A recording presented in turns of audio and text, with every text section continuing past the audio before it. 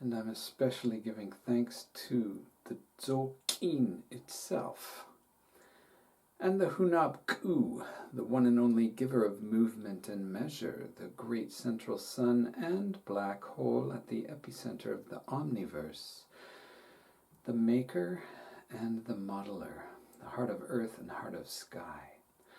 I am here to do your work, and I thank you for your continued energetic blessings. Greetings. I am Crispy. Een Lak'esh, Alakin. I am another you. You are another me. We are one. One Godsciousness.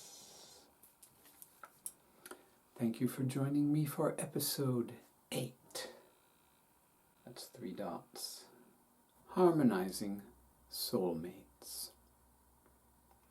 Today I'm going to do a lot of reading to you from some of my favorite books.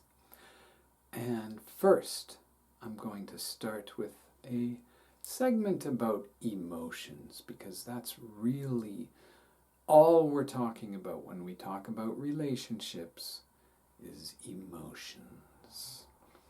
Emotions in motion, energy in motion. Ooh, the waves. And there's a reason why there's a connection to the water body, the body of water that is our emotional body. And also, therefore, the blue glyphs of the Divine Mayan Dzogchen calendar. But really, every glyph has a connection to all 4 elements, of course. Now, what I'm going to read to you is a segment from Gary Zukov and his partner, Linda Francis's second book, I believe it was. The Seat of the Soul was his first book, and then I think they co-wrote this one next. Here's a little bit from the chapter on emotions. Emotions are currents of energy that run through you. Think of yourself as a walking energy processing system. Your emotions tell you how energy is being processed and at which locations. And throughout, I believe, all of his books and his website, he uses the term energy centers, which I think directly corresponds to chakras. And for some reason, he didn't use the word chakras. He said energy centers. Your emotions, whether anger or happiness or others, do not depend on what is happening outside of you, but upon how your energy system is processing energy. Changing another individual or circumstance may alter your emotions temporarily, but your energy system will always generate another emotion. If you believe that this new emotion depends upon people or circumstances, you will have to change something or someone else again. And you will be wrong if you believe that the external is causing the emotions. You cause your emotions by the way that you process things, by your filters, which come from your experience. And I would say karma. It comes from the energy, the emotional energy you brought with you into this lifetime. Or you can just make it about this lifetime. That's enough. If the whole reincarnation thing is a little too much to grapple with, because really, how many hundreds or thousands of lives have I already had, right? And even if you do QHHT or any of the other past life regression therapy sessions, which I do recommend wholeheartedly, I had one and it was very interesting, I'll just say. Even if you do 10 of them, do you know that you got everything that you needed to get out of it? I kind of like Neil Donald Walsh's take on it. He said, I am here right now in this body, and I'm processing, and I've got a lot to deal with, and it's going to get me through this lifetime just fine. And I tend to agree with him. No matter what has happened to you in past lives, if you want to believe that, you are here right now, and you got a deal. That's that.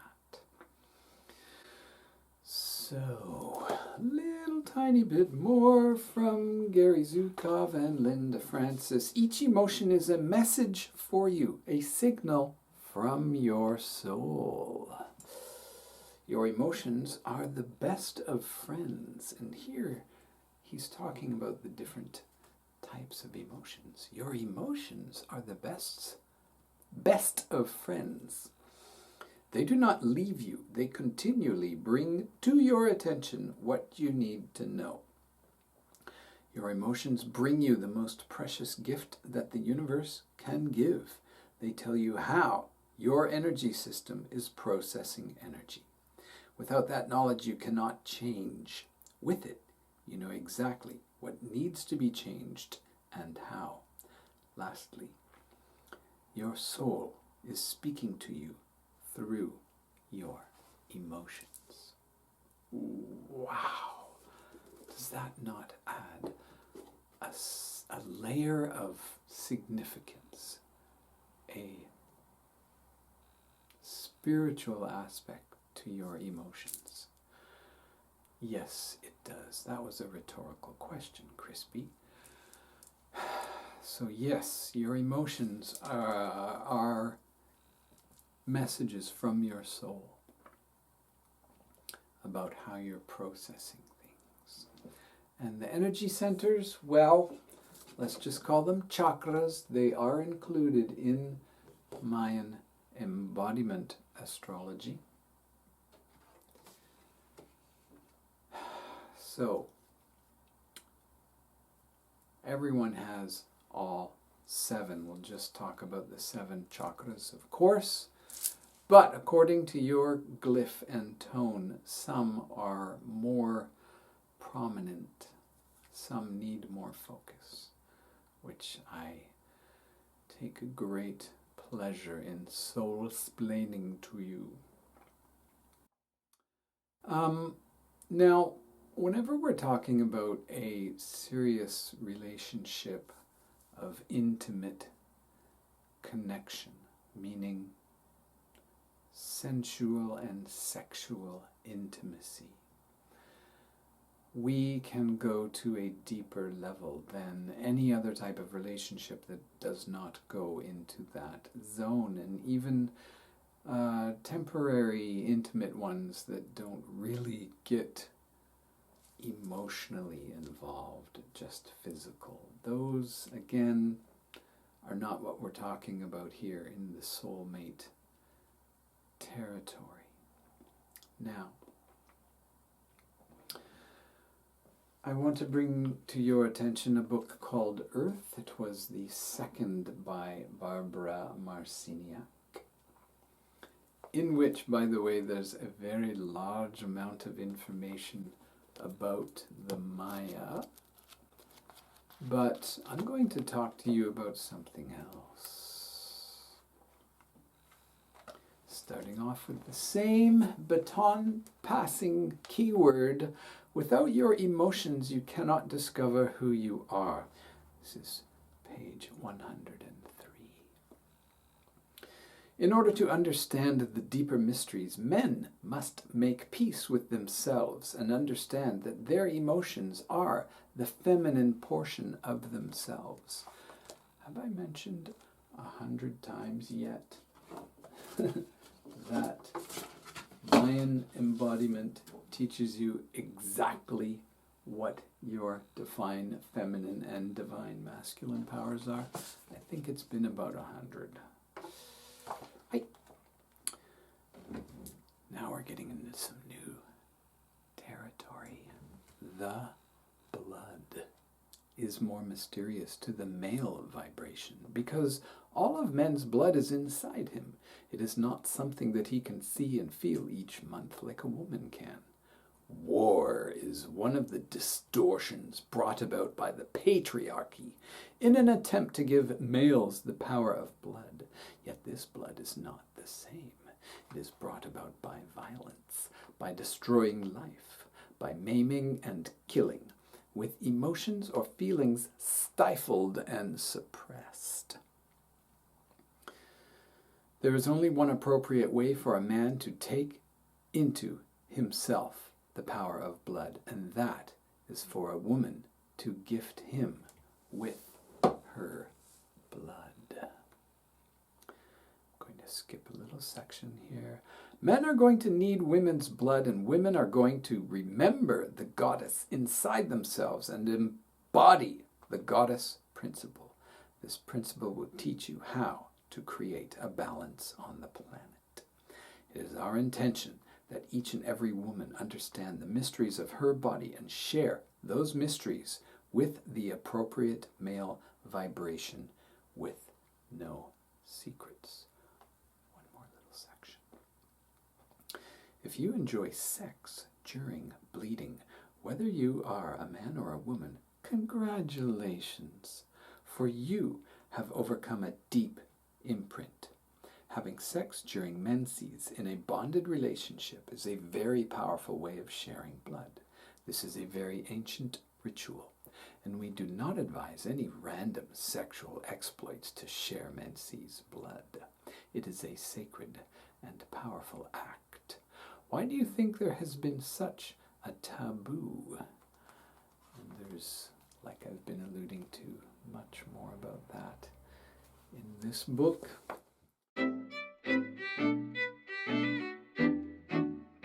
And also her third, I believe it was, The Path to Empowerment. Basically, get all of her books. Get all of her books. Did I mention 100 times yet that the Mayan calendar came from the Pleiades? Yes, I did. So you should be reading high vibration Pleiadian material. There is some Pleiadian material that I believe is not actually from the Pleiades, and I'm going to leave it to you to use your intuition and discernment to figure out which is which. Although if you ask me, I'll tell you. All right, now, next we're going to probably my other second tied for first favorite Pleiadian channel, Amora Kuan Yin. And this is her third book, I believe. I also have them all, and I recommend that you get them all. This is a chapter called Healing the Male-Female Split. Again, you must heal it within yourself. You must marry yourself in a Hyros Gamos wedding.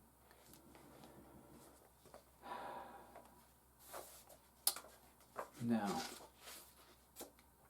if you're not familiar with her work, it includes lots of diagrams like these and lots of guided meditations and rituals and ceremonies.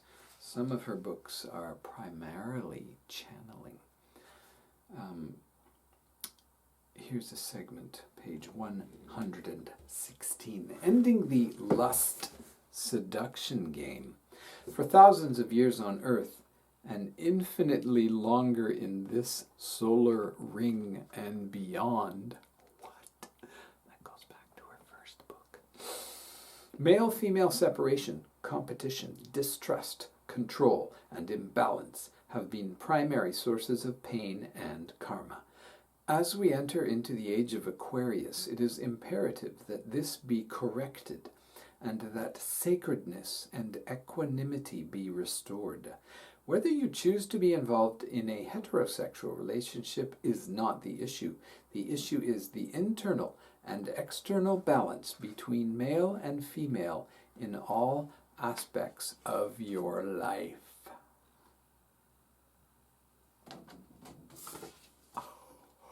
Oh my consciousness. Regardless of which role you play or may have played in the past, it is a game in which no one wins. It is a lose-lose instead of a win-win. In fact, the game itself is based on anger, control, separation, low self-esteem, self-centeredness, distrust, revenge, and desperation. Yes, desperation. In this game, the biggest investment each player has is in not letting the other know how desperately he or she is in need of validation, soothing feelings of loneliness, or releasing built-up tension and emotional pain. It is also true that the one who looks the least needy and least interested is just as desperate as the one who shows it. Often, neither player even consciously knows that he or she is desperate. The ego facades are so strong that both have learned to identify with them. It's like planning a bad dream, dreaming it, and forgetting that you planned it. You simply live it and believe it is real. And this sums up the whole twin flame drama, which is why I recommend you watch episode 7 and episode 6, in which I make it very clear that now I will add the information. Twin flame drama is lose, lose, drop the drama. Okay?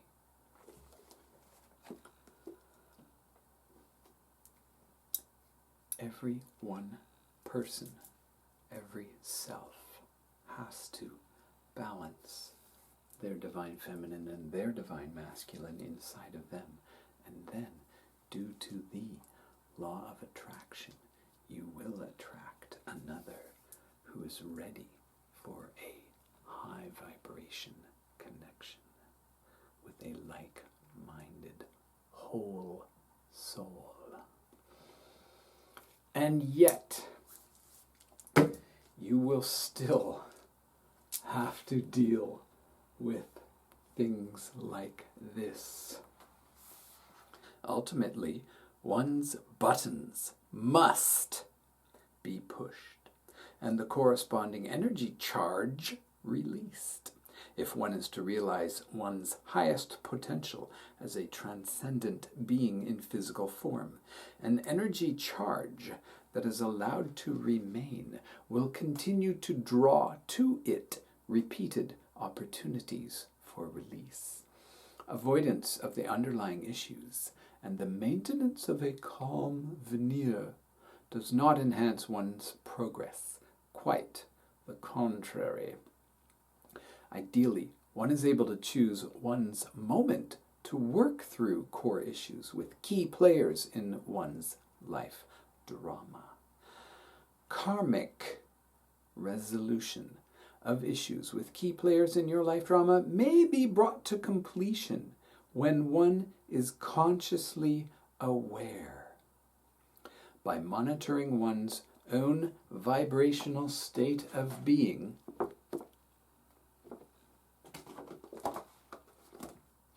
one is able to navigate through choppy waters precipitated by untold lifetimes of karmic history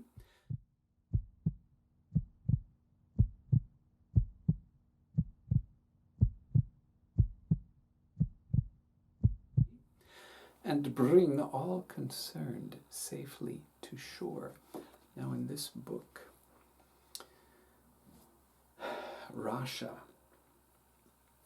already only in the first 1/6 of the book, is introducing us to the concept that our past lives are concurrent and they are individuals who are experiencing their lives now. Oh man, this now thing.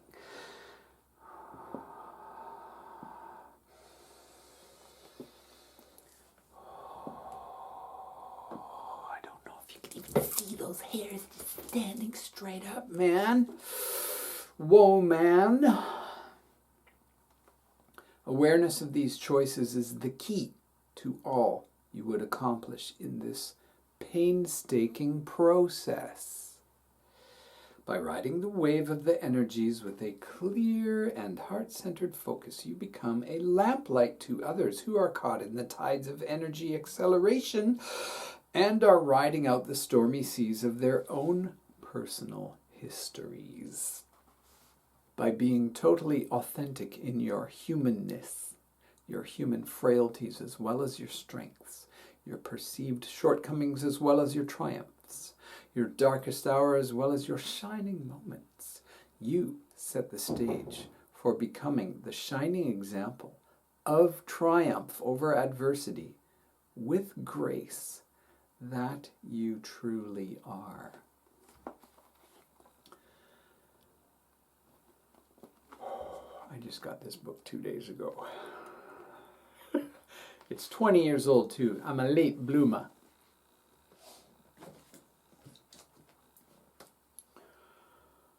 But I process at high speeds to bring everything together into one harmonious experience. Now, we acknowledge that it is painful. There are buttons that must be pressed. And one of the ways we can deal with those, one of the many ways that is explained by Carolyn Mace. Here's just a few of the segments that I really like in this book. A lot of them are about the chakras, my friend. A lot of what is in Mayan embodiment about the chakras is from Carolyn Mace and quite a few other sources. She says, by healing and releasing negative attitudes and beliefs and traumatic memories that are pulling your energy into the past, you return that energy into the present time, where it enhances the vibration of your entire system. The more you remain in present time, the here and now, be here now, the higher the frequency you attain on the scale of present time consciousness. In that process, your energy field plugs into cosmic electricity, otherwise known as chakras and kundalini, and the Maya call it koyopa.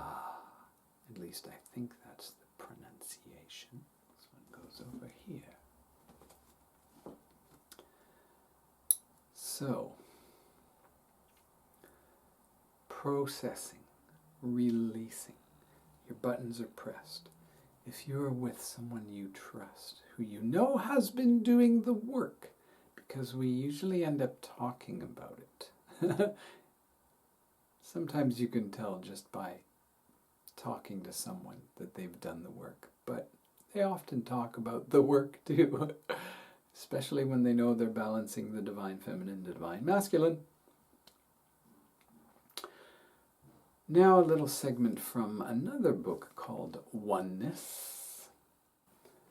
For our second input from Amora Kuan Yin, Pleiadian Channel Extraordinaire.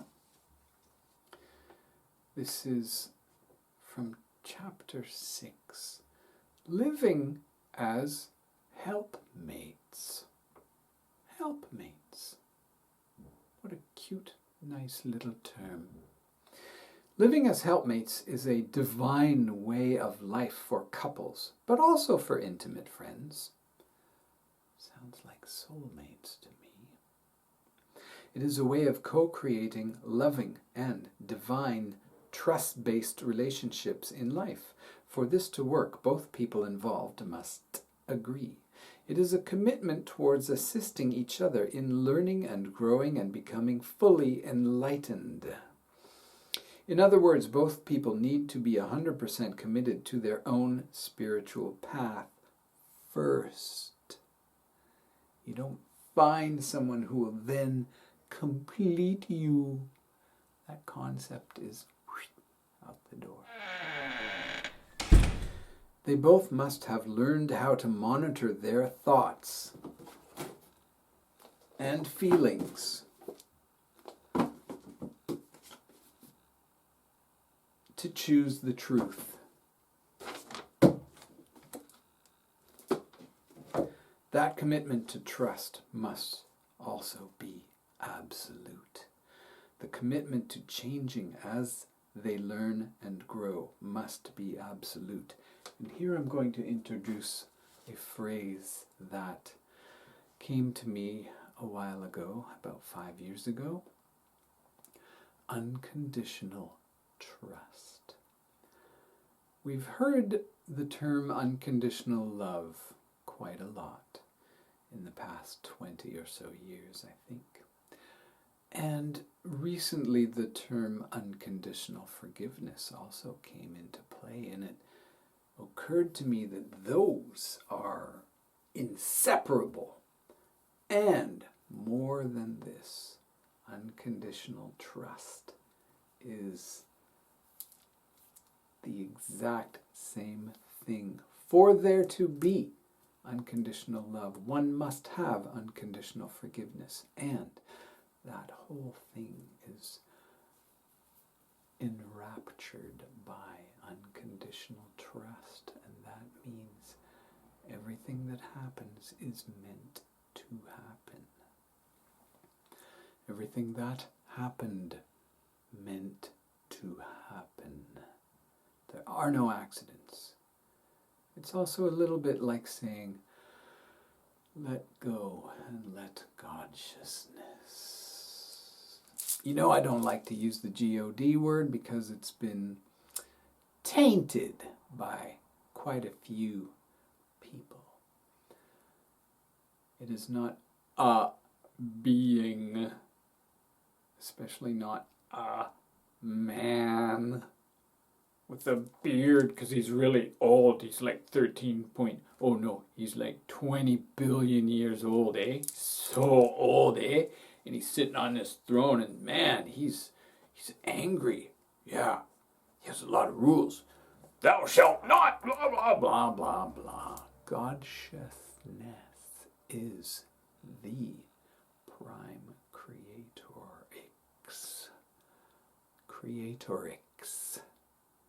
It is divine feminine and divine masculine creativity,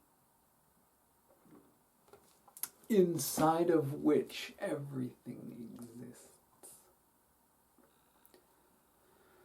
That's my take on it. One small take. Now, how about that? Instead of all this twin flame bullshit, and even soulmates is maybe too heavy for some people. Life partners, a little bit kind of silly maybe. It's also kind of tainted or loaded at least. Spouse, oh, how removed from emotion is that? How about helpmates? That's it.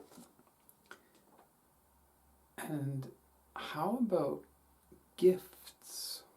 Little ones, flowers, chocolate, cacao. How about doing a Mayan cacao ceremony? How about a romantic moonlit walk? How about playing Scrabble? How about a hike? How about a picnic? You know, if you do move into a situation where there are children and or a marriage and or a house or a mortgage or any of those serious things, I'm coming up on 20 years of marriage here. My daughter's 18, my son's 15. Let me tell ya, it's been challenging. And as I've said 100 times, 101 times, finding out about our connections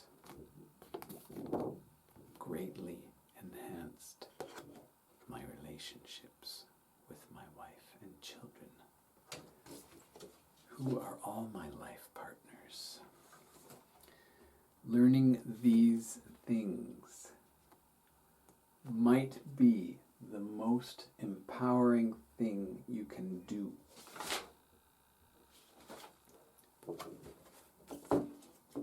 Life partners, soulmates, helpmates, whatever you want to call it. Cosmic mirrors. Een Lak'esh alakim. We are one Godsciousness. I am another you, you are another me, we are one helpmate. We are all Godsciousness, helping, walking each other home to unity consciousness, home to oneness.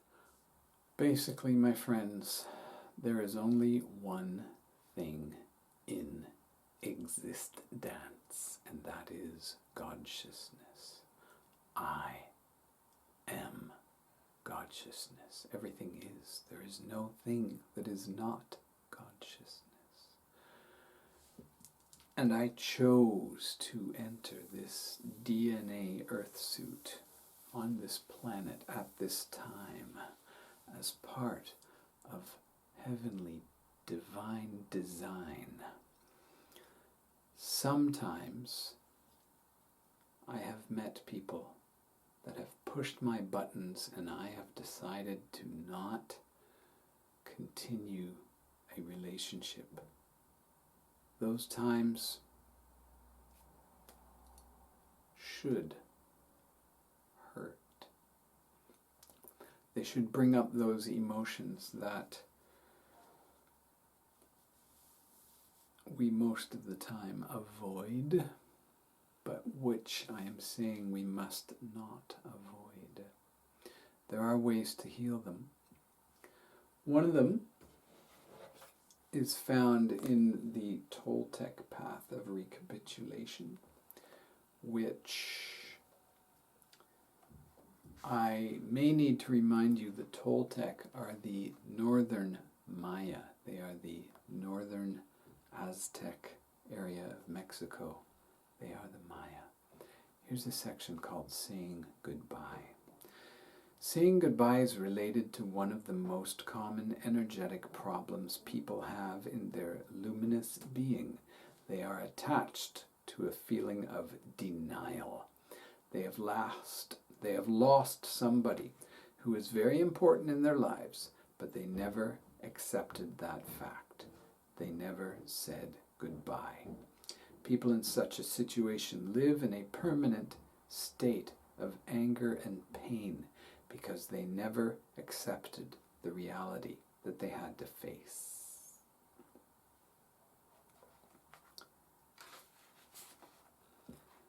The recapitulation process provides a very good chance to go back to that time, that person, that denial and pain, to finally accept it and to say goodbye. That is the time to see into that person's eyes, to feel the warmth of his or her presence and say, my dear whomever, I have loved you so much, I love you so much. You have loved me and given me so much joy with your love. I deeply thank you for that.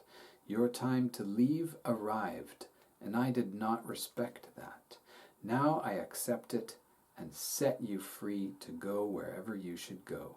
Your love will always be with me as a precious gift, and my love for you will always be part of my being. I give you back your freedom, and I recover mine. Goodbye. With that, my friends,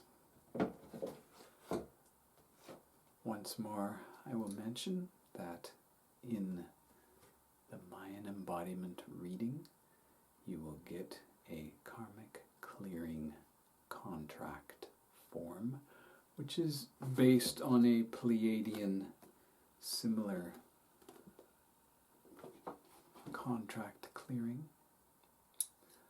which is a little bit more comprehensive than the Pleiadian and the Toltec. And it is a way to say cosmically and karmically goodbye. Een Lak'esh Alakim Namaste.